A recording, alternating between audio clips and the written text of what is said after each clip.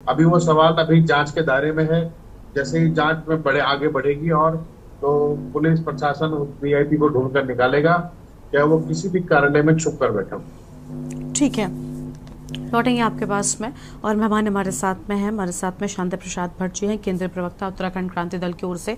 हाँ शांति जी, क्या कहना चाहेंगे, क्योंकि अब इस पूरे मामले में आज सजा का ऐलान हो गया, उम्र कैद की सजा सभी दोषियों को मिली है, क्या कहना चाहेंगे आप? देखिए गरिमा जी, आज तीनों दुर्दांत अपराधियों को उम्र कैद की सजा मिली। इसके लिए न्यायालय का धन्यवाद किया जा सकता है। सवाल इस बात का खड़ा हो रहा है कि आखिर वो वीआईपी कौन है जिसके कारण बिटिया अंकिता की हत्या हुई।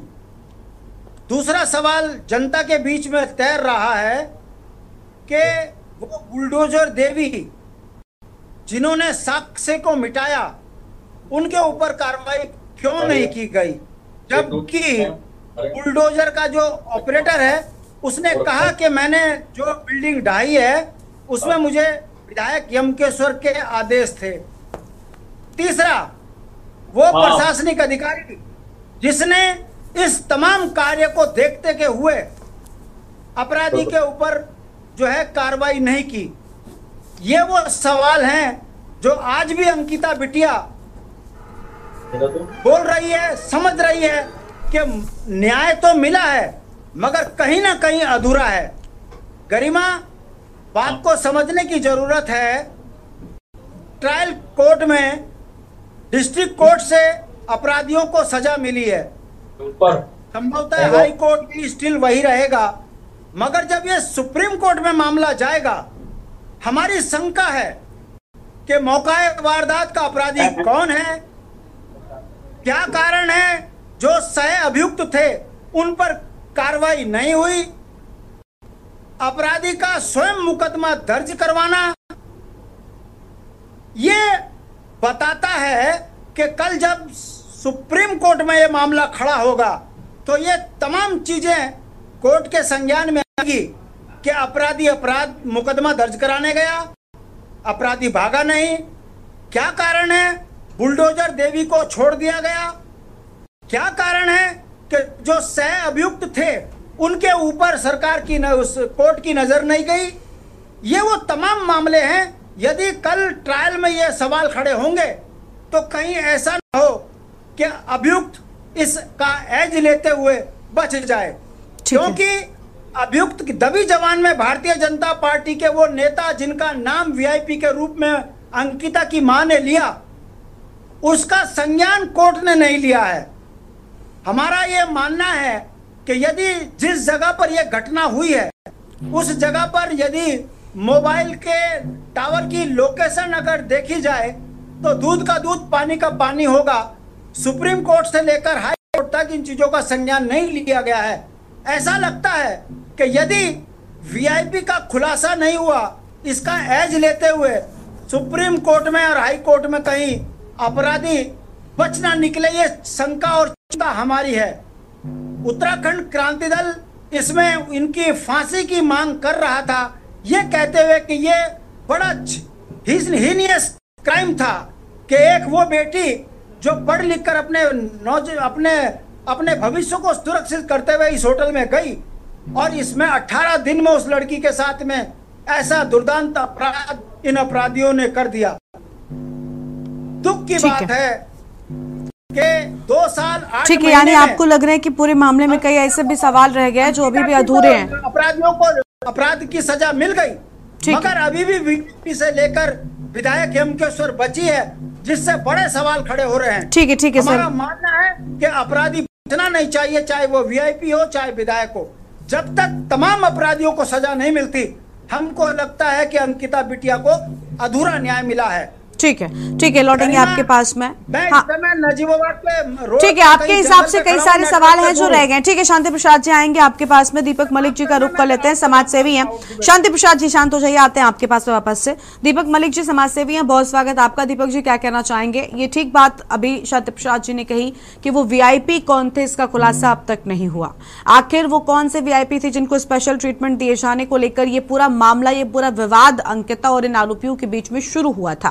क्या वो जांच का विषय नहीं होना चाहिए? क्या इन वीआईपीओ के नाम छुपाकर और बड़े दोषियों को छुपाया नहीं जा रहा? हम ये नहीं कहते कि इन दोषियों को सजा नहीं मिलनी चाहिए, हम खुश हैं कि अपराधियों को सजा सुनाई गई, लेकिन आखिर वो वीआईपी कौन थे, ये सवाल अभी भी क्यों सवाल ही बना हुआ है?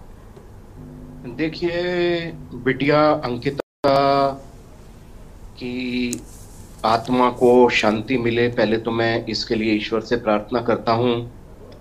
एक बच्ची जो इंटर पास करती है, 89% मार्क्स उसके थे, आंखों में बहुत बड़े बड़े सपने थे उसकी, दुर्भाग्य से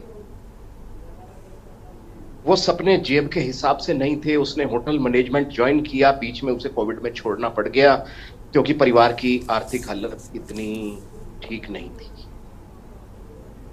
अब ऐसा है, वो इन नेताओं, अधिकारियों, भ्रष्ट नेताओं के बच्चों की तरह तो है नहीं जो फॉरेन में पढ़ने चले जाएं। उनको तो रोज का कमाना, रोज का गाना है। उसने अपनी आजीविका के लिए रिसोर्ट वंदारा में रिसेप्शनिस्ट की जॉब ज्वाइन की। उसको नहीं पता था ये जो रिसोर्ट है ये भूखे भेड़ियों के बने हुए हैं, रसूखदार लोगों के बने हुए हैं।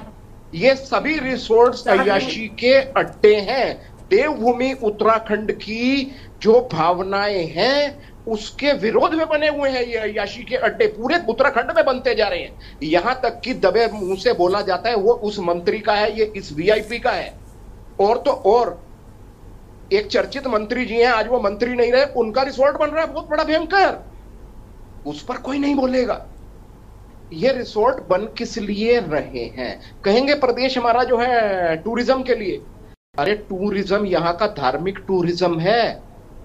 यहाँ पर चार हमारी जो हैं, जिसे हम यात्राएं बोलते हैं, 4 धाम, उसका प्रदेश है। ये अय्याशी का अड्डा जिसे बनाना है वो थाईलैंड दफा हो जाए, उत्तराखंड उनके लिए नहीं है।